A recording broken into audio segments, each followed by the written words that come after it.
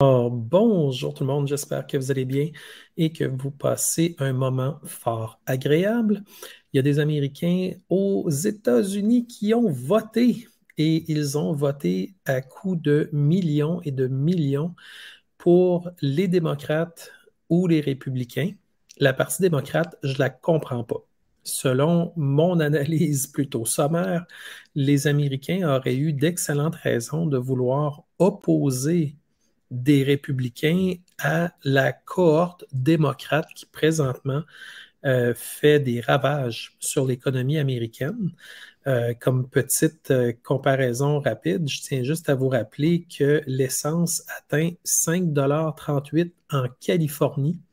C'est énorme. À ma connaissance, c'est un montant qui est strangulatoire pour le budget d'à peu près n'importe qui doit se déplacer à son travail. Donc, ça fait en sorte que les gens qui pensaient l'avoir un peu plus facile parce que Joe Biden allait aider à payer les dettes d'études, des choses comme ça, ben là, ils se retrouvent à devoir se déplacer et payer des frais énormes. C'est un peu moins cher dans des États comme par exemple la Georgie, qui est le moins cher aux États-Unis, où est-ce que c'est 3,11, mais ça reste que le prix en Californie affecte quand même énormément des dizaines de millions d'automobilistes là-bas. Alors, on se retrouve avec une situation qui devient extrêmement lourde pour les ménages de la classe moyenne ou pauvre. Parce que autres, si le gaz continue à coûter de plus en plus cher, ben, ça les empêche d'avoir l'espèce de marge de manœuvre dans leur vie parce que souvent les budgets sont très serrés. Donc, on aurait pu penser qu'à peu près tout le monde aurait voulu voter républicain, ne serait-ce que pour faire en sorte que Joe Biden puisse pas passer n'importe quoi, n'importe comment. Alors, ça s'est passé à divers niveaux. On sait que c'est une élection quand même importante. Il y a eu évidemment beaucoup de sièges qui étaient en jeu. On parle quand même de plus de 6 000 postes au niveau des États. Puis, il y avait quand même 36 des 50 postes de gouverneurs qui étaient en jeu. Là-dessus, si on se fie aux résultats quand même à jour, là, on se retrouve au moment où j'enregistre ceci avec quand même 24 gouverneurs républicains et 17 gouverneurs démocrates. Ces chiffres-là peuvent changer, on s'entend, sans compter qu'il va y avoir des comptages qui vont durer au moins jusqu'à vendredi. Et Biden avait dit qu'il resterait 1% à compter, puis on comprend que c'est simplement une porte de sortie pour étendre encore plus longtemps le moment du comptage. Encore plus loin que vendredi. Donc là, on a le scrutin qui est tenu mardi. Au Québec, ça a pris quoi? 10 minutes avant qu'on sache le gagnant. Aux États-Unis, ça prendrait des comptages qui pourraient aller, bien qu'on ait certaines personnes qui ont été déclarées tellement en avance qu'elles avaient gagné leur poste. On peut imaginer que s'il y a des comptages jusqu'à vendredi, il pourrait y avoir des surprises. Puis pour les gens qui s'enthousiasment un peu trop pour les républicains, oubliez jamais que lors de l'élection 2020, c'était vers 4 heures du matin que tout a basculé aussi, hein. Les gens ne comprenaient pas, tout à coup les résultats avaient complètement changé, plein de gens avaient pris des saisies d'écran, puis c'était plus du tout ça quand ils se sont levés le lendemain matin. Puis, il ne faut pas penser que parce que les résultats sont sortis dans les médias et que c'est annoncé, que c'est forcément les résultats qu'il va y avoir en fin de course. Et on a vu à quel point finalement il y avait un, euh, parce que tout le monde a vu, ou je crois que presque tout le monde a vu le film 2000 mules. C'est un drôle de titre, hein, le chiffre 2000 et le mot mule, des mules un peu en référence à des mules qui passent de la drogue d'une frontière à une autre, d'un pays à une autre en traversant la frontière souvent. Euh, Bien évidemment, là, 2000 mules, c'était en référence à toutes les personnes qui ont été porter des bulletins de vote et qui finalement procédaient de manière euh, qualifiée d'irrégulière. Donc, évidemment, on est obligé de marcher sur des œufs à chaque fois qu'on parle de ce sujet-là, parce qu'évidemment, il y a une doxa contre l'évidence, contre la vérité, contre les preuves. Parce que le film 2000 mules, on a littéralement des extraits de caméras de surveillance. Mais même ça, Radio-Canada, par exemple, à ma connaissance, n'en a jamais parlé. C'est quand même spectaculaire. Et aujourd'hui encore, ils sont sur le dos des, par exemple, 300 candidats qui, eux, ne reconnaissent pas la victoire de Joe Biden en 2020 euh, afin de leur casser du sucre sur le dos, alors que le documentaire 2000 mules laisse aucune place à l'interprétation. C'est littéralement des caméras vidéo qui montrent des irrégularités. Alors, on ne peut pas penser que Radio-Canada fait un travail honnête s'il ne parle pas de 2000 mules et qu'il maintient une position de finalement casser du sucre sur le dos de ceux qui mettent en question l'élection de 2020 de Joe Biden. Alors, c'est la raison pour laquelle l'élection du 8 novembre, l'élection de mi-mandat américaine, revêt une importance stratégique. Parce qu'on voit que les républicains pourraient reprendre le contrôle à tout le moins du Congrès, the House Representatives. Et s'ils y arrivent, ça permettrait d'avoir au moins une balance du pouvoir de ce côté-là. Déjà, les gouverneurs, c'est une autre balance de pouvoir qui peut être exercée. Le Sénat a l'air à vouloir rester pas mal moitié-moitié. Donc, ça fait en sorte qu'il va y avoir probablement du côté républicain des meilleurs outils pour contrer Joe Biden parce qu'on a vu à quel point les dérives de ces derniers investissements étaient très lourds sur l'économie américaine parce qu'à force de mettre de l'argent dans le système, ça fait en sorte de dévaluer aussi l'argent qui est déjà en circulation et ça appauvrit tout le monde, malgré le fait que certaines personnes bénéficient de ces largesses-là, notamment pour de la construction ou pour finalement des programmes. Mais le problème, c'est que tout cet argent-là fait que les loyers coûtent plus cher, que l'alimentation coûte plus cher, que tout le monde charge plus. Tout le monde veut sa part de cet immense panier d'argent. Alors, on remarque aux États-Unis que vous avez des classes pauvres et moyennes qui présentement en arrachent, mais même les classes plus riches commencent à trouver ça difficile. Les classes propriétaires d'actifs se rendent compte finalement que elles sont bien positionnées pour profiter de l'inflation qui fait que tout ce dont on a besoin coûte plus cher et une forme de déflation qui fait en sorte que tout ce qui nous appartient coûte moins cher. Mais quand les gens recueillent des loyers, et tant que les loyers sont payés, tant qu'ils sont capables de mettre l'argent, mais à ce moment-là, les très riches, eux autres, puis quand je parle de très riches, c'est pas, regardez pas dans votre rue pour voir celui qui a la grosse maison, là, c'est des très, très riches, là, immensément plus riches que ça. Eux autres sont positionnés, ils ont des gros actifs. Ils ont des centres d'achat, ils ont des quartiers résidentiels, des blocs appartements partout. Ils sont propriétaires des usines, des entreprises de production, de l'import-export, des compagnies de transport. Puis eux autres peuvent s'en sortir, mais en même temps, même eux autres commencent à trouver la soupe chaude parce que si les ménages dépensent moins, ça fait en sorte que toute l'économie peut se mettre à frapper des jalons plus difficiles, à savoir que même si la compagnie fabrique des produits industriels, ben ça se peut que la compagnie qui achète ces produits industriels, elle ait ses revenus de vente au détail. Et si les gens des classes pauvres et moyennes n'ont plus d'argent pour dépenser, qui se mettent à retenir toutes les dépenses qu'ils voulaient faire pour plus tard, ben là, ça se peut que des compagnies commencent à trouver ça difficile, puis c'est tous des dominos, ils sont tous reliés. Alors, s'il y en a un qui se met à tomber, les autres, ils vont trouver ça très difficile de rester debout. Alors, on se rend compte que les élections américaines, présentement, ça va être soit la continuité de la prise strangulatoire bideniste contre les Américains, ou encore un espoir de peut-être avoir une forme de contre-pouvoir effective de la part des républicains, idéalement au Congrès. Et puis là, ça permettrait de stopper les élans les pires de Joe Biden si les républicains votent évidemment du côté de ce qui est avantageux pour la population américaine. Donc, On a toutes sortes de tractations qui sont en cours présentement et ça devrait n'échapper à personne qu'on fait face à un système qui est contrôlé des deux côtés.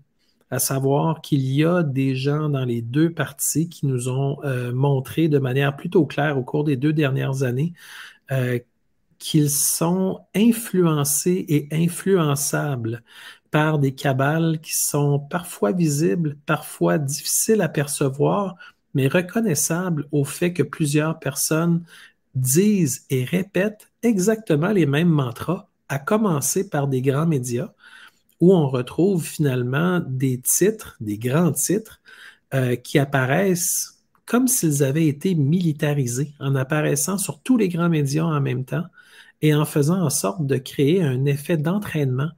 Et tout ça a pour but de maintenir des gens sous hypnose afin que leur opinion soit manufacturée et non pas le fruit d'une saine réflexion de leur part. Donc, au niveau des élections américaines, qu'elles soient de mi-mandat ou des élections générales, c'est toujours un peu la même déception, à savoir qu'on voudrait bien que le peuple soit représenté, mais on se rend compte que ça prend tellement d'argent et tellement d'acquaintance, on va le dire avec ce mot-là, pour se rendre au niveau de pouvoir espérer occuper un de ces postes-là, qu'on se dit qu'une fois que ces postes-là sont pourvus, les gens sont-ils toujours du côté du peuple ou rentrent-ils dans un système qui est difficile à voir pour l'ensemble d'entre nous, mais qui fait en sorte qu'ils se trouvent chacun à l'intérieur de ce système, on va l'appeler le système mondialiste, là, un confort, à savoir qu'il y en a un qui dit ah, c'est pas comme ça que ça devrait marcher, puis l'autre dit ben, moi je vais le faire pareil, puis celui qui dit moi je vais le faire pareil, ben, il est du côté de Biden, puis il le fait pareil, mais ça donne évidemment du, du matériel. Par exemple, aux républicains qui voudraient s'opposer à ce qui vient de passer, puis pendant 6 mois, il peut aller sur toutes les tribunes, puis finalement démolir la légitimité de ce que l'équipe de Biden a fait, mais l'équipe de Biden l'a passé pareil.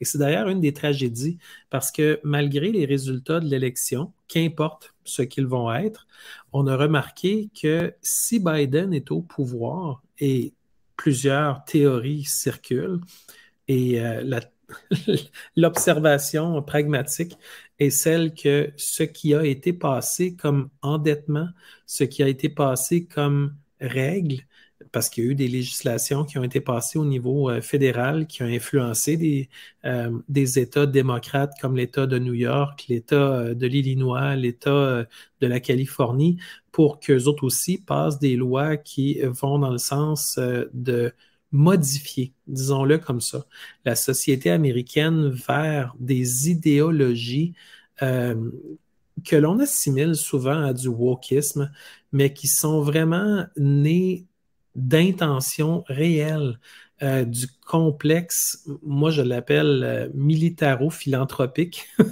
des Open Societies Foundation de George Soros et de toutes les autres, le Wellcome Trust, puis beaucoup d'autres organisations, des milliers d'organisations qui pullulent et qui gravitent autour du centre de l'ONU en Suisse pour finalement avoir des subventions par rapport aux objectifs du développement durable.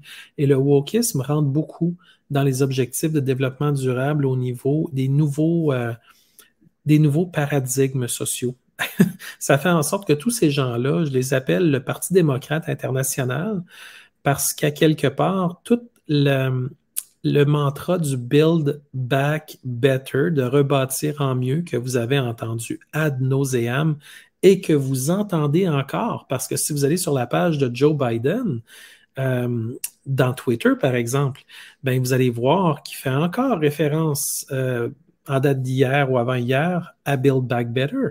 C'est encore le mantra du Parti démocrate américain. C'est toujours par ça qu'ils vont finalement convaincre les gens inattentifs que c'est une bonne chose que le Parti démocrate ait autant de pouvoir, autant d'argent et que finalement ce soit eux qui décident tout parce que dans le fond, le but, c'est de rebâtir en mieux Et qui ne voudrait pas rebâtir en mieux? Tout le monde veut rebâtir en mieux. C'est un consensus universel. Si je vous disais, on va rebâtir en mieux l'école, ben, on dirait, ben, c'est une très bonne idée.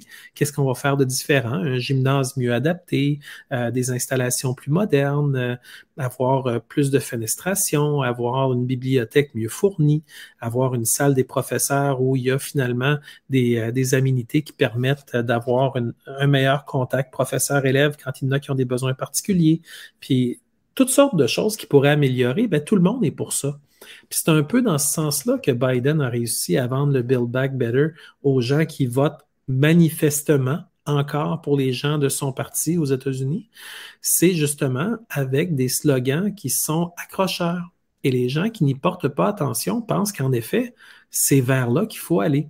Et ils n'ont pas totalement tort, parce qu'il y a dans les immenses saignées d'argent de Biden parfois des choses positives aussi. Il y a des routes qui se réparent, il y a des,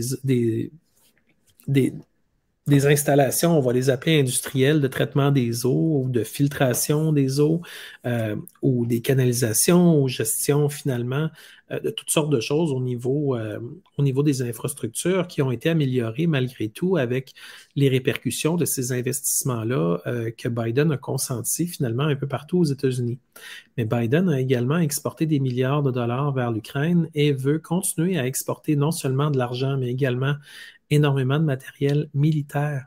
Et au moment où on fait face en Amérique, parce que le Canada et les États-Unis, les deux font face à l'inflation actuellement, et les deux exportent des sommes colossales en Ukraine, et les deux exportent également du personnel et du matériel militaire. Alors, c'est un peu le même engagement en termes idéologiques, mais au niveau des sommes, c'est proportionnel à la population, là, mais euh, on voit que finalement, si Joe Biden a encore les règnes du pouvoir, il va continuer à faire ce qu'il a fait pendant les 2 premières années, puis ça nous ramène un petit peu à ce qu'on a entendu comme slogan au niveau de la CAQ qui dit continuons. À quelque part, on peut s'imaginer que Joe Biden, dans sa tête, avec les gens autour de lui, son entourage, eux autres, ce qu'ils veulent, c'est bel et bien de continuer. Ils n'ont aucune raison ou motivation pour arrêter. Leur but est de continuer parce que c'est comme ça qu'ils vont être capables d'aller jusqu'au bout de leur plan.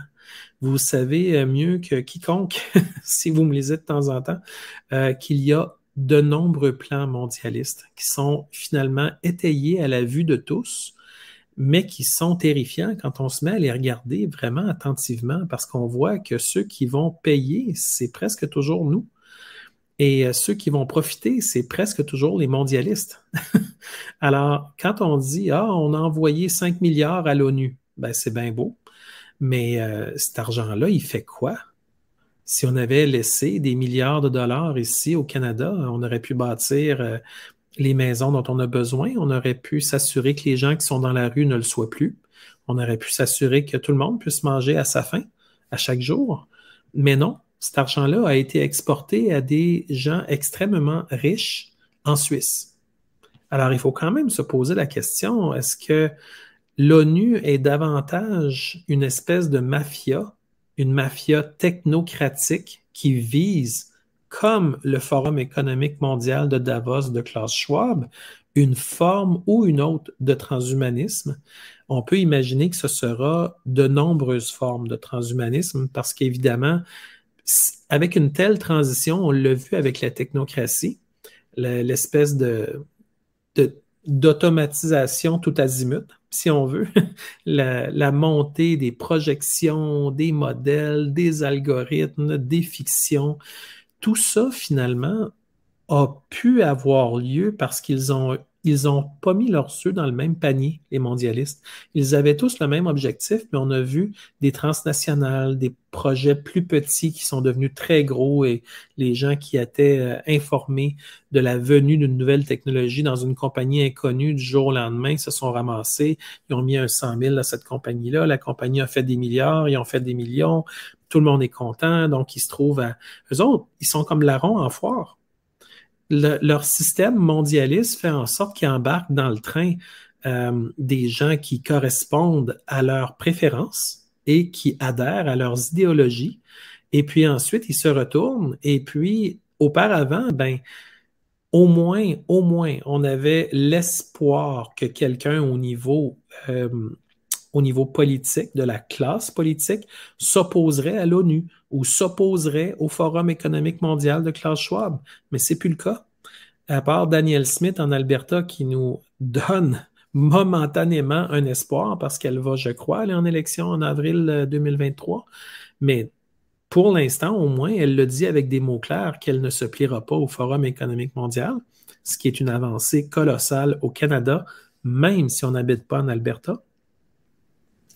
Et on se retrouve finalement à devoir imaginer le monde mieux que ce qu'il est, mais réaliser que le monde des mondialistes, lui, continue à avancer, malgré le fait que nous, on a de l'imagination, on a des moyens techniques, on a finalement notre propre génie, on a notre capacité physique, on a notre réseau, fait qu'on essaie de bâtir quelque chose de beau et de le fun, mais on est toujours dans une espèce de système matriciel bas en vibration où est-ce qu'on est finalement en esclavage technique.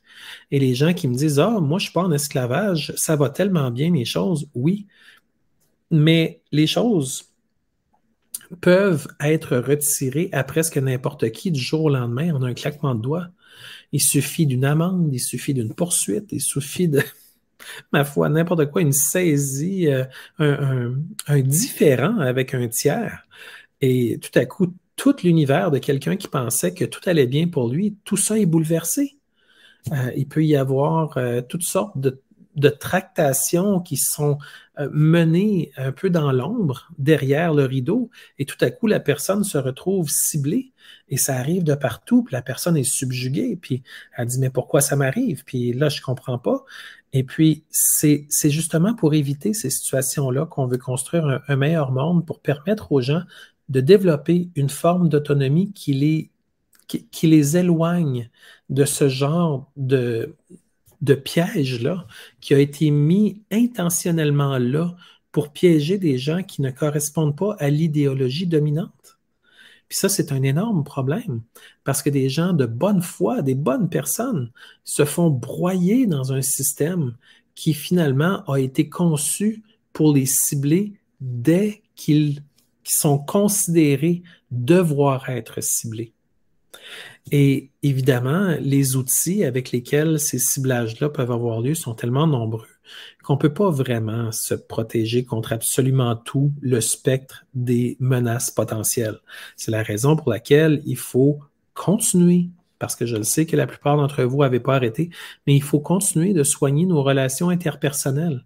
Première des choses pour pouvoir, nous, individuellement, continuer à cultiver ce qu'il y a de bon en nous et de finalement comparer nos notes avec les gens qui sont importants dans nos vies et de pouvoir continuer finalement à exister à l'extérieur des paramètres stricts qui nous sont finalement offerts par une matrice qui est faite pour nous maintenir, si on veut, pieds et poings liés à coup de dettes, à coup de maladies, à coup de limitations, à coup de règles et de directives, à coup de, ma foi, d'arrêtés ministériels d'un gouvernement caquiste.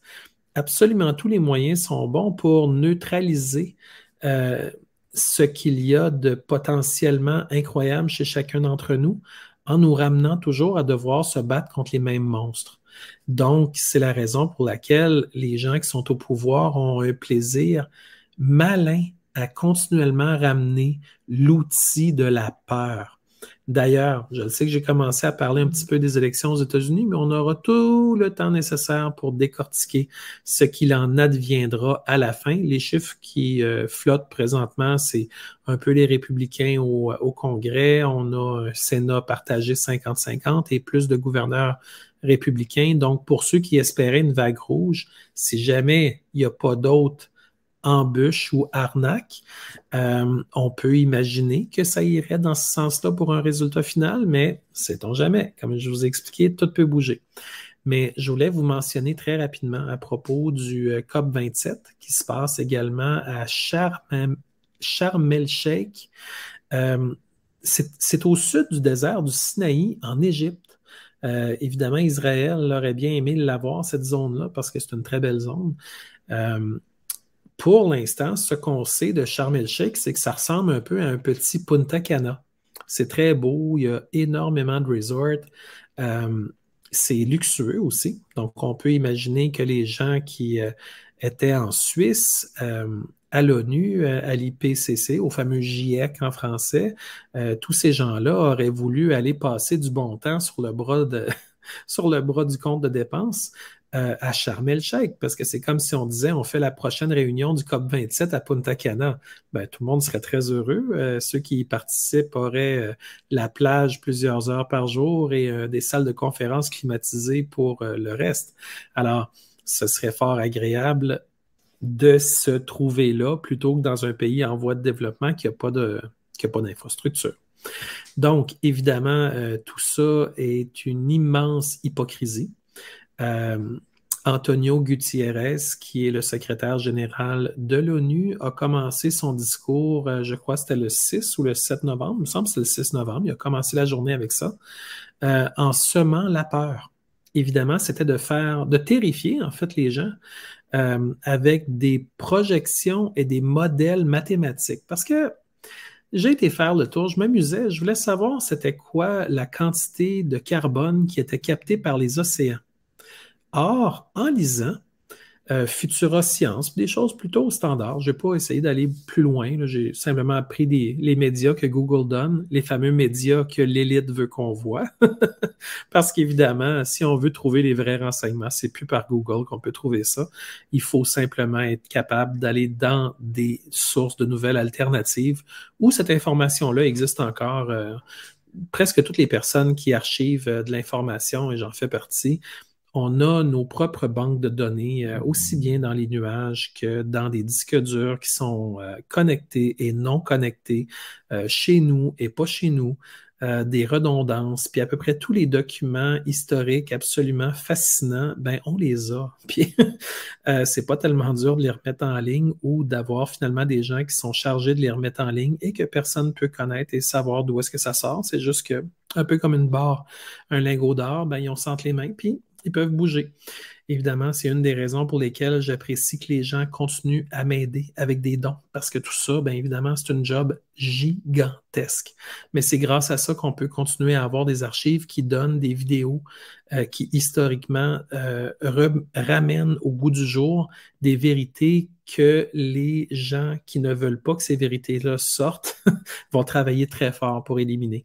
Alors, évidemment, un immense merci à ceux qui pensent à m'aider parce qu'évidemment, les gens peuvent m'oublier. Je suis tout le temps shadow-banné dans Facebook. Alors, pour ceux qui continuent à penser à moi, merci de tout cœur. Sérieusement, c'est grâce à vous que tout ça peut continuer. Parce que si vous n'étiez pas là, ben, il n'y a absolument rien d'autre. Alors, c'est vous qui faites la différence. Ah, j'ai peut-être des fois des ventes par mon compte affilié Amazon. Il y en a qui vont me détester parce que j'ai un compte affilié Amazon, mais il faut en revenir un moment donné parce qu'ils vendent quand même des dizaines de millions de produits.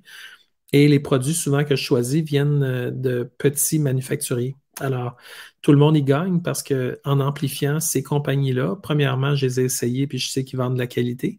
Puis deuxièmement, ben, les gens sont déjà abonnés à Amazon Prime. Alors, on ne commencera pas à réinventer le monde non plus demain matin, là.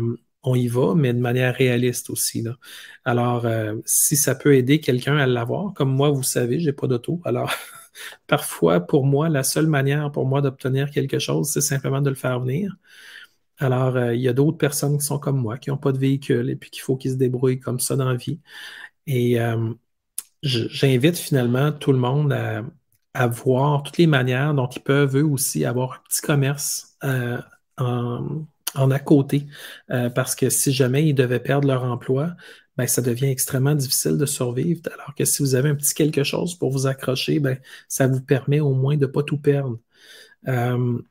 Mais je fais juste faire une parenthèse, évidemment. Je sais que vous êtes au courant de tout ça et que vous êtes déjà paré pour ça et que vous êtes déjà super efficace pour ça. Mais c'était simplement pour vous remercier de penser à moi de temps en temps parce que si ce n'était pas de vous, il n'y a rien qui fonctionnerait. Alors, je vous parlais que dans les océans, il y a des captation de carbone, où l'eau est plus froide, il y a plus de captation de carbone, où l'eau est plus chaude, il y en a moins. Donc, c'est un peu l'espèce de fond de narratif du GIEC de dire que puisque la planète se réchauffe, les océans captent moins de carbone, donc tout le monde doit courir dans toutes les directions, les mains dans les airs en criant. Moi, je ne suis pas alarmiste comme eux, parce que j'ai trouvé un article de toute beauté. Je vais vous le partager. Je vais le mettre en description. Toujours intéressant, mes descriptions. Pour ceux qui sont habitués, il y a là des liens généralement qui vous permettent d'aller au fond des nouvelles, puis de comprendre les choses. Comme je vous ai même fait un petit résumé sur qu'est-ce que les élections de mi-mandat voulaient vraiment dire. Je me suis inspiré d'un article qui existait et puis je vous ai fait un petit compendium. Ça va vous permettre rapidement de comprendre exactement c'était quoi les enjeux avec les mi-mandats. Puis même si c'est passé, ça va vous permettre de bien contextualiser ce qui vient d'arriver. Alors, je vous donne tout le temps des renseignements comme ça. C'est une de mes signatures. Et puis, ce que j'ai trouvé, je vais y venir. Ce que j'ai trouvé, c'est qu'il y avait quelque chose comme 14 modèles de captation de carbone différents qui étaient utilisés pour arriver à créer, tenez-vous bien, des modèles et des projections par rapport à la captation du carbone dans les océans. Et un peu l'enjeu dans l'article de Futura, c'est qu'il disait que lorsqu'il prenait des échantillons dans l'océan, il le prenait avec une certaine profondeur. Il descendait le petit écou, le petit bécher, ou qu'importe ce qu'ils mettent dans l'océan pour aller chercher l'eau. Il le descendait à une distance telle que finalement, c'était trop profond. Il aurait dû prendre l'eau peut-être plus haut pour avoir une température qui aurait été différente. Et donc, ça voudrait dire que les océans, ils seraient capables de capter, juste dans l'article, il disait jusqu'à 2 fois plus de carbone que tout le carbone qui est capté actuellement. C'est parce que ça fait une différence énorme, tellement énorme qu'on pourrait même dire que l'espèce d'obsession maladive, paranoïaque de capturer le carbone, de lutter contre le carbone, de détruire le carbone, de vouloir mettre à mort le carbone. Ils appellent ça la carboneutralité, mais de plus en plus, ils disent carbone net zéro. Net zéro qui est finalement l'équivalent de la carboneutralité, mais on s'entend qu'à un moment donné, ça va être zéro tout court. C'est vraiment ça. Écoute, il travaille tellement fort à faire glorifier le synthétique pour éliminer graduellement le biologique qu'on peut difficilement imaginer que leur but, c'est de laisser le vivant vivre. Ce serait plutôt de contrôler absolument tout dans la matrice. C'est un peu ça leur obsession, on dirait, parce ils sont pas en admiration devant les beautés que la nature nous donne. Eux autres, ce qu'ils veulent, c'est un rendement, des bénéfices, de l'argent, du contrôle et quelque chose qui leur permet de vampiriser nos vies d'une manière ou d'une autre en nous disant que sans eux, rien ne serait possible, alors qu'en réalité, avec un peu de créativité, des fois, on arrive à quelque chose. Donc, essentiellement, je reviens sur les 14 modèles différents. Ça voulait dire que, je ne sais pas s'il y en a qui ont déjà pris le temps d'aller lire les rapports du GIEC. Il y en a qui ont, écoute, c'est vraiment gros, là, des 1000 pages. Je ne veux pas me tromper, mais il me semble qu'il y en avait un qui avait quoi, 1300 ou 1500 pages. Il y en avait vraiment beaucoup. Puis ça, c'était juste un rapport du GIEC. C'est gigantesque comme rapport. Et là-dedans, vous avez surtout des pitchs de vente. Des gens qui disent, ah, ma manière de mesurer est meilleure, ma projection est meilleure. Mais quand on lit ça, là, on se dit, mais qu'est-ce qu'on sait vraiment? Il y avait même une information qui disait que de 1985 à 2011, je crois, ils avaient extrapolé les résultats non seulement de captation de carbone dans les océans, mais il y avait d'autres mesures qui avaient extrapolé aussi. Je ne vais pas me tromper, je pense que c'était la température aussi à certains endroits. Puis bon, mais tout ça avait été extrapolé. Donc, imaginez à quel point les modèles mathématiques ont été absolument, mais absolument catastrophiques pendant la crise COVID, avant la crise COVID et pendant la crise COVID, puis même aujourd'hui. Tout ce qui est projection et modélisation, là, c'est un mensonge à sa face même. Il faut que les gens disent, bon, Je ne chercherai pas les vrais résultats, je vais prendre comme du cash ce que la projection a dit. Mais la projection, c'est une projection, c'est des chiffres mathématiques. Puis, en regard des océans, je trouvais ça d'une arrogance rare de voir que des scientifiques du GIEC avaient la prétention de pouvoir mettre sur une feuille que l'océan pouvait capter tant de carbone. Hey, wow, minute! C'est des projections, c'est des modèles, c'est des fictions, c'est des chiffres dans les airs, probablement par des gens qui veulent arriver le plus proche possible de la réalité. Soit on reconnaît l'effort, on n'est pas là pour dénigrer l'effort, mais on est quand même là pour rappeler, mais ce n'est pas les vrais chiffres, c'est des projections, c'est des modèles. C'est probablement le fruit même d'un algorithme parce qu'on voit que le GIEC commence à parler d'intelligence artificielle. Et qu'est-ce que l'intelligence artificielle fait? Elle applique des algorithmes.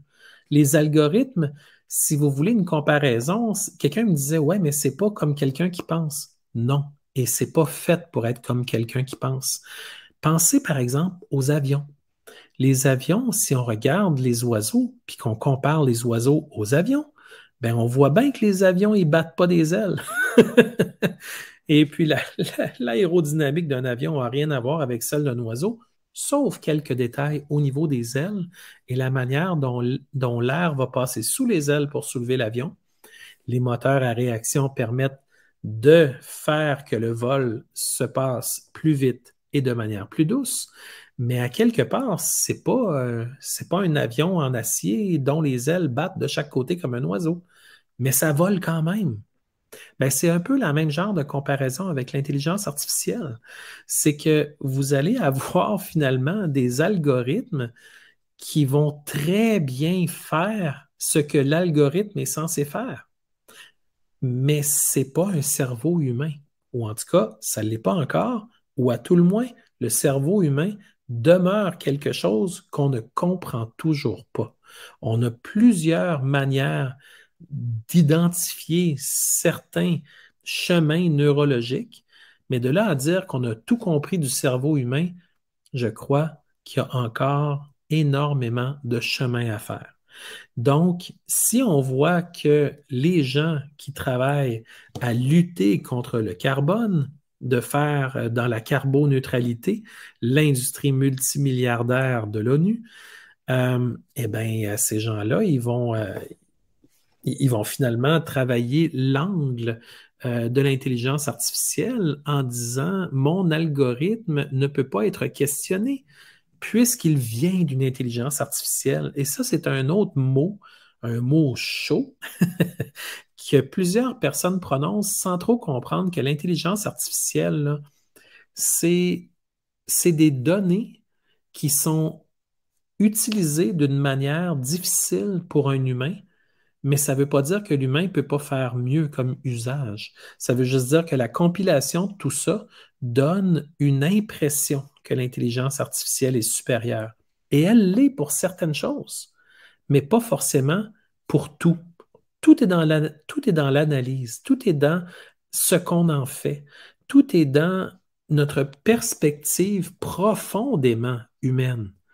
Mais la perspective synthétique de l'intelligence artificielle, ça plaît beaucoup aux gens à l'ONU et dans la chouabrie du Forum économique mondial, parce que ces gens-là veulent tout contrôler. C'est des transnationales. Si vous allez voir Coke, Nestlé, Procter Gamble, qu'est-ce qu'ils font ces compagnies-là? Ils mesurent absolument tout. Ils ont des tableaux de bord pour la température dans leur dernière usine dans le fin fond de la Colombie-Britannique. Et pour eux, je ne sais pas trop quels renseignements ils font avec ça, mais s'ils veulent baisser de 10% les frais de température dans toutes les usines, il y a probablement un bouton dans un panneau de contrôle centralisé quelque part qui permet de le faire. Et si l'intelligence artificielle, on lui donne comme paramètre dans ces compagnies-là, par exemple, comme, comme travail à faire, comme boulot, de s'assurer que la température est toujours optimale, ben peut-être que ce qu'elle va se dire, c'est que l'intelligence artificielle va peut-être moduler d'une manière tellement précise et tellement fréquente la température qu'elle va développer elle-même des formules qu'un humain aurait trouvées peut-être très byzantines, mais pour une intelligence artificielle, ce serait plutôt simple. Alors, je vous donne des exemples un peu comme ça pour que vous compreniez que finalement, le COP 27 à Sharm el-Sheikh en Égypte, qui se passe du 6 novembre au 18 novembre, donc on n'a vraiment pas tout vu, là, ça peut nous amener des très, très, très mauvaises surprises. Parce que d'abord et avant tout, de s'attaquer aux vivants en voulant séquestrer le carbone, et on s'entend, il y a des compagnies en Suisse qui font des machines qui ressemblent à un bloc d'air climatisé, une espèce de thermopompe, puis ils veulent faire circuler l'air là-dedans pour tout enlever le carbone partout, tout le temps. Mais c'est parce que les arbres aiment le carbone, les plantes aiment le carbone. Le plancton, pas le plancton, mais l'océan en capte énormément de carbone aussi. Alors, je pense qu'on a des grosses discussions sociales à avoir, mais le problème des organismes comme le GIEC, c'est que c'est des scientifiques ou des experts ou des professeurs d'université qui se parlent entre eux. Et le problème, c'est que le système qui existe, on appelle ça en anglais peer-reviewed, revu par des pairs. Ça fait en sorte que tu peux jamais parler contre un autre pair. Pourquoi? Parce qu'imaginez une personne qui, par exemple, veut déposer un rapport scientifique qui est critique au GIEC, donc qui va dans le sens du gros bon sens. Ben, ça ne fonctionnera pas parce que là, la personne qui va le passer en revue, qui lui est accroché aux mamelles de l'ONU et qui profite grassement avec la grosse maison, la grosse voiture, plein de voyages, des comptes de banque bien remplis, lui, il ne voudra jamais accepter quelque chose qui va contre l'idéologie de sa gang. On s'y attend. Donc, ça fait en sorte que les seuls rapports qui sortent dans le GIEC sont des chambres d'écho euh, manifestés à travers des études, des rapports, des articles, des opinions, puis à travers les rapports du GIEC. Puis pour les avoir lus, il y a bel et bien certaines personnes qui remettent en question certaines choses très précises, mais de ce que moi j'en ai vu, dans ce que j'ai lu, c'était souvent des gens qui remettaient en question une formule qui était de toute façon tellement spéculative que c'était juste normal qu'à un moment donné, quelqu'un le remette en question. Mais ce n'était pas les fondements même qui étaient remis en question.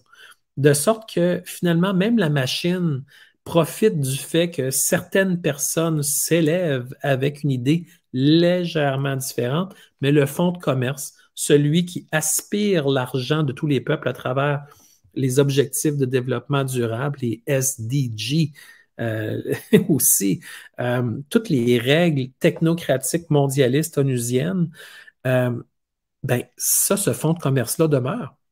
Parce qu'à chaque fois qu'on dit ah, les entreprises ont payé très cher pour aller vers la conformité, mais voyons donc, qui est-ce que vous pensez qui investit dans les firmes comme Ernst Young, puis McKinsey, toutes ces compagnies-là, pour être les consultants qui vont se faire des poches en or à collecter les centaines de millions de dollars pour être selon les principes du développement durable et selon les principes des SDG, les Social and Development and Governance, la gouvernance, c'est juste byzantin, comme même le titre est byzantin. C'est fait pour être inutilement complexe, juste pour être sûr de mêler tout le monde, puis de faire en sorte qu'un consultant puisse mêler tellement le propriétaire d'entreprise qu'il va dire, écoute, écris ce que tu veux dans le rapport, je ne comprends même pas où est-ce que tu veux en venir avec ça. Puis c'est toutes des choses qui vont à l'encontre du gros bon sens, un peu comme le wokisme. Et puis, c'est du wokisme d'entreprise, si on veut. C'est tout le temps la même stratégie, celle de détruire ce qui fonctionne dans nos sociétés actuelles pour le remplacer par des choses qui sont finalement inutiles.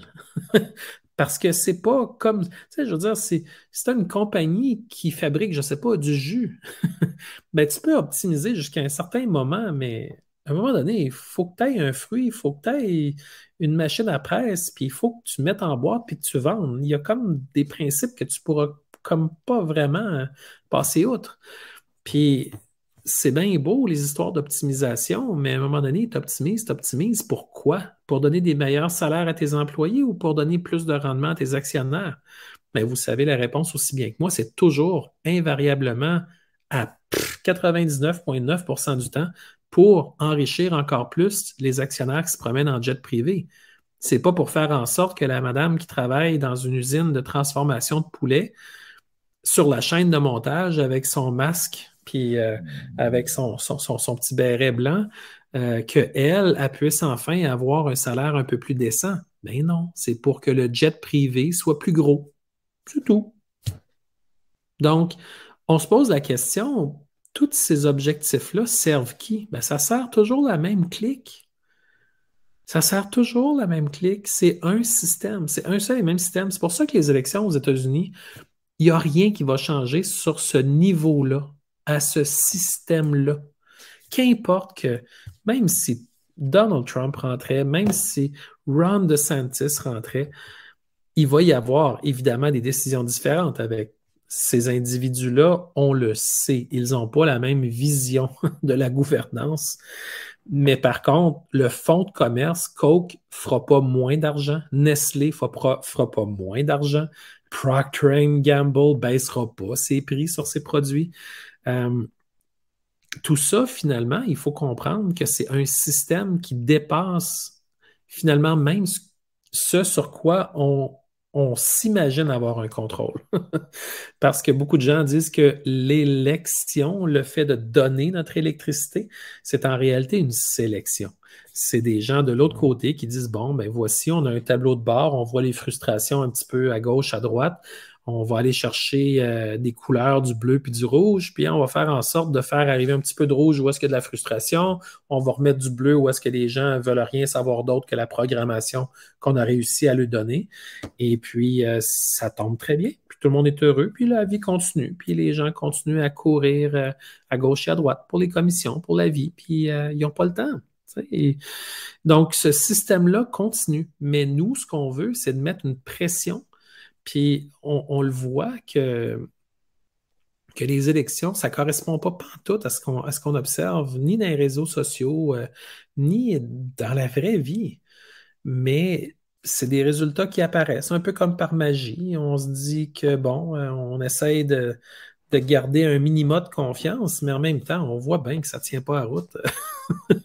C'est pas tellement compliqué, là. J'ai beaucoup aimé de voir dans la campagne de 2020 pour Biden, c'était famélique, le nombre de personnes qui allaient le voir, alors que pour Trump, il y en avait vraiment beaucoup. Et puis, quand on regarde les résultats au niveau du scrutin de 2020, ben, c'est pas ça qu'on a observé. Puis c'est la raison pour laquelle les élections de mi-mandat, quand je vois à peu près tous les chiffres 50-50, ben, j'ai de la misère à y croire. Euh, Parce que je comprends que certains démocrates vont voter démocrate, qu'importe, mais là, quand même, la gestion Biden, on se demande qu'est-ce qu'il aurait pu faire de pire, puis on n'est même pas sûr. Puis le scandale Hunter Biden, je veux dire, on parle d'enfants, que ce soit sa cousine ou que ce soit une voisine, ou c'est un enfant. On parle de drogue, on parle de pornographie, on parle d'un paquet d'affaires qui sont vraiment sensibles. Puis c'est tellement caché, manipulé, le salaire de Hunter Biden chez Burisma en Ukraine, l'Ukraine en tant que telle, qui évidemment elle-même est un, un endroit qui était déjà visé par de nombreuses enquêtes sur le trafic humain, bien avant le conflit avec la Russie. Puis tout ça, c'est pas vraiment réglé, là. Il n'y a pas grand-chose qui a changé. Donc, il faut comprendre que oui, il y a des gens qui souffrent en Ukraine. Ça, il n'y a aucun danger là. Il y en a qui souffrent dans beaucoup de pays d'ailleurs, puis pas juste l'Ukraine.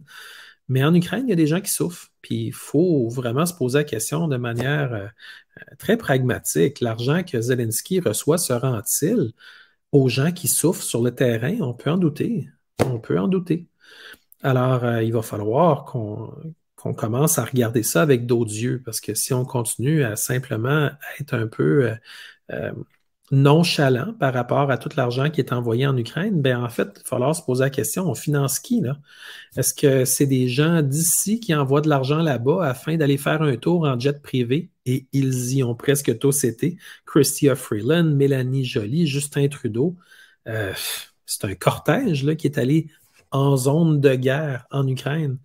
Et puis, ils vont tout le temps là en jet privé, puis on ne sait pas vraiment pourquoi ils vont là. Ils disent qu'ils ont quelque chose à annoncer, mais ils reviennent, ils disent pas trop à quoi ça a servi, puis ils font un tweet, puis ils continuent avec ça. Puis, dans le fond, qui dit qu'ils sont pas revenus avec l'avion bien plein avec des poches de hockey remplies de billets ou d'or ou de n'importe quoi d'autre? On ne sait pas. On ne sait pas. C'est ça le problème. Il n'y a aucune façon de savoir. Alors, évidemment, je vous parle d'un paquet de sujets comme ça. J'ai commencé avec les élections, je vous ai parlé de plein de choses, en fait. Puis un des sujets, la COP27, c'est tous des sujets que je ne peux pas tous traiter parce qu'ils sont absolument gigantesques. Mais je vous ai fait de nombreuses parenthèses afin que vous puissiez demeurer serein avec le fait qu'on a beau vouloir le monde meilleur qui permettrait à tous de vraiment libérer leur plein potentiel, puis de sourire davantage, puis d'éliminer des tracas qui n'ont pas lieu d'être. Les dettes, ça n'a pas lieu d'être. La maladie, ça n'a pas lieu d'être. Les souffrances inutiles, ça n'a pas lieu d'être. Il faut qu'on change les choses, mais on a des gens, comme je l'ai déjà dit, cette expression-là, qui empoisonnent le puits sans arrêt. Puis pour les arrêter, il faut être capable de prendre conscience qu'ils existent et qu'ils doivent être arrêtés parce qu'ils ne s'arrêteront jamais. Eux autres, ils ont un plaisir fou parce qu'en rendant tout le monde malade, ils vendent les pilules ensuite puis ils disent: Ah, mais tu as besoin de ma pilule, garde, t'es malade. Ben oui, mais t'es malade, pourquoi? Ah, non, pas moi qui ai empoisonné le puits, là. Pas moi qui ai fait ça, là. Non, c'est toi qui l'as fait. Tu as empoisonné le puits, puis après ça, tu donnes tu vends à fort prix des pilules à tout le monde en disant, des pilules, des injections, qu'importe, à tout le monde en disant qu'ils n'ont de besoin, mais en réalité, c'est toi qui rends tout le monde malade. Dans l'alimentation, dans l'eau, dans l'air, dans la terre, les OGM. Qu'est-ce que ça fait à la santé humaine? Les ondes électromagnétiques pulsées partout autour de nous. Pas juste les antennes 4G, LTE, puis 5G pour ceux qui sont plus urbains, mais toutes les WiMAX dans les maisons, ce qui vibre à 6 GHz, 5 GHz, 2,4 GHz, c'est toutes des ondes électromagnétiques pulsées. L'électricité dans vos murs, même votre frigidaire fait des ondes. Et puis, Dieu sait qu'il y a il y a des reconfigurations qui devraient être faites dans la plupart des logis afin de diminuer un peu notre exposition, ne serait-ce qu'au fameux compteur intelligent d'Hydro-Québec qui pulse continuellement ou à peu près. Donc, on se retrouve avec des situations bien embêtantes où est-ce qu'on se dit, ouais, on est un petit peu entouré par la toxicité qui est en train de nous faire du mal. Évidemment, ça ne paraît pas nécessairement à tous les jours, mais c'est un peu comme le loyer. Si vous payez 1000 pièces par mois, ben à quelque part, vous payez quand même 32, 33 à tous les jours. Alors quelqu'un qui a la tête dans les nuages puis dit: Ah, 32, 33, il n'y a rien là, ça ne coûte rien, moi, nanana, puis là, il part. Ben non, en fait, ça te coûte de quoi pour vrai, là? Puis il rajoute la nourriture, puis il rajoute, si tu as un véhicule, rajoute le prix du véhicule. Les assurances divisent ça par 365 jours par année, puis regarde combien ça te coûte à chaque jour. Puis là, tu te rends compte que juste vivre, là, pas mal kiff-kiff, là, ça te coûte comme un 60-70 par jour à tous les jours. Que tu sois sage ou que tu sois pas sage, l'électricité, l'Internet, ça coûte ça, le cellulaire, l'abonnement cellulaire. Quand on se met à faire un budget, on découvre que finalement, de jour après jour, il faut sans cesse gagner. C'est à ça que je fais référence en disant de l'esclavage économique. Si tu arrêtes de tirer ta charrette une journée, tu le sais en tabarouette parce qu'il n'y a plus rien qui marche. Alors, évidemment, tous ces sujets-là sont fort importants. Parce que la seconde où on prend conscience, je le dis souvent en disant le retour au cœur, mais votre cœur, c'est votre trésor à découvrir tout au long de votre vie. Puis la bonne nouvelle, c'est que vous n'aurez jamais à payer pour ça. C'est à vous. Puis même si vous prenez des cours, la meilleure chose que vous puissiez faire, c'est juste de prendre conscience qu'il y a un trésor là, puis de juste l'explorer à votre manière. Prenez le chemin que ça vous tente. Ça mène pas mal tout le temps au moment où on dit: Ah, ben, ce qu'on m'a dit, c'était ça. Puis en allant dans mon cœur, je vois que dans le fond, je suis capable d'avoir une perspective tellement plus large que là, je comprends que ça, c'était pas tout mon univers. C'était une partie, c'est significatif, ça existe, mais c'était une partie d'un très large potentiel de choses. puis de vous reconnaître, de vous donner la permission de penser, de vous donner la permission d'exister à l'extérieur de la toute petite fenêtre, de la doxa de propagande, ça va vous donner des ailes. Puis ces ailes-là vous permettent d'être plus calme, de prendre plus de recul et d'exister davantage. Donc, vous vous mettez à vivre votre vie un peu plus en HD, en haute définition, à tous les niveaux. Puis vous le méritez. Parce que je vous vois aller, je vous lis, je vous parle de temps en temps pour quelques-uns d'entre vous, et puis je le vois que vous êtes des gens fascinants et formidables, mais il ne faut pas vous oublier. Quand on dit ne pas s'oublier, ça ne veut pas dire de passer toutes vos journées dans un spa en Estrie. Ça veut simplement dire que lorsqu'une information vous parvient, une forme de lumière, ben, vous comprenez que quand vous n'avez pas l'information, ben, c'est juste que même si c'est plus sombre un peu, ça ne change rien au fait que vous existez autant. Puis quand une autre information arrive avec un peu de lumière, vous dites, ah mon Dieu, j'ai de l'information un peu, mais ne devenez pas accro à cette information lumière-là. Soyez accro à votre capacité dans votre trésor, dans votre cœur, à voir clair qu'il n'y a pas que ça dans votre vie. Il y a énormément plus large. Je sais que c'est un peu complexe, mais ceux qui ont à comprendre l'ont entendu et ont compris. Je sais que vous avez des ressources incroyables en vous pour comprendre ces choses-là juste de manière intuitive. Et évidemment, si vous voulez reculer puis réécouter, ben, vous êtes libre de le faire. Mais évidemment, je vois le temps passer un petit peu. C'est la fin de mon petit laïus, de ce que je voulais vous transmettre comme note utile par rapport à certains sujets. Et j'aimerais vous remercier de m'avoir écouté, de vous remercier pour ceux qui m'encouragent et qui me font des dons malgré le fait que je suis shadow banné et que j'existe à peine dans Facebook. Ceux qui me tolèrent avec mes photos de chat. Parce que j'ai vraiment du plaisir à mettre des photos de chat parce que c'est la seule chose qui donne vraiment des likes dans Facebook quand on est shadow banné. L'algorithme est ainsi fait. Mais par contre, de voir que vous êtes quand même là, que vous me recherchez quand même, ça me fait très chaud au cœur parce que le lien qu'on a ensemble dépasse, à mon sens, les réseaux sociaux. C'est un lien qui nous unit parce qu'on sait qu'on se reconnaît dans quelque chose qui est plus grand, qui est plus noble au niveau de nos valeurs, au niveau des choix qu'on fait, au niveau du calme avec lequel on affronte des choses qui sont honnêtement horribles et troublantes au niveau social et que ceux qui sont excessivement riches, eux, s'assoient dans leur fauteuil et en profitent et absorbent la misère du monde pour se faire une forme de jouissance à eux. Ces gens-là, évidemment, on ne pourra pas les changer.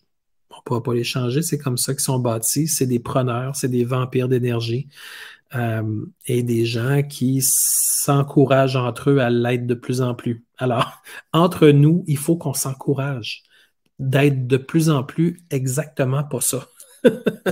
Alors, merci à vous, merci d'avoir été là et je vous souhaite évidemment qu'une journée ou un moment qui est à votre hauteur, quelque chose d'inspirant, de lumineux et comme vous, d'unique. Bonne journée.